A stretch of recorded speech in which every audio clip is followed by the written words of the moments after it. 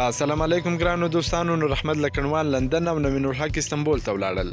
د افغانستان کرکټ ملي لوبډلې کمومره لوبغاړي نور احمد لکنوال د شپږیزه کرکټ لیګ سیالۍ په نیمایي کې پرېښودې او د انګلستان لندن ښار ته ولاړی. نور احمد لکنوال به په انګلستان کې په سلبالیزه یا 100 لیګ کې ولوبېږي. دغه سیالۍ د اګست په پیل کې شروع کېږي. همداراز مخکښ وروته پچونکی راشد خان هم په دغه سیالیو کې لوبېږي. راشد خان تر اوسه پورې د شپږیزه کرکټ لیګ لپاره کابل ته نه دی راغلی او داسې ښکاره کېږي چې ښایي هغه رانسي. که څه هم کرکټ بورډ ویلي و چې نوموړی به د شپږیزې لپاره راسي، خو زموږ د معلوماتو له مخې هغه اوس دوبۍ ته تللی دی او له هغه ځایه به لندن ته ولاړ سي. بلخوا د ملي لوبډلې چټک توپ اچوونکی نوین الحق موري د ترکیې استنبول ښار ته رسېدلی دی. نوموړی هلته څه کوي، د څه لپاره تللی دی، په دې اړه معلومات نشته.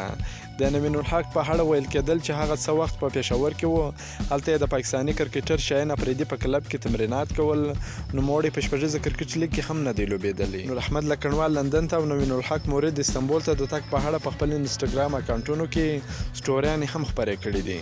که مو دا ویډیو خوښه شوې ویډیو در سره لایک کړئ. د نور تازه معلوماتو لپاره هم زموږ سره اوسئ. تر بلې ویډیو پورې د الله په امان.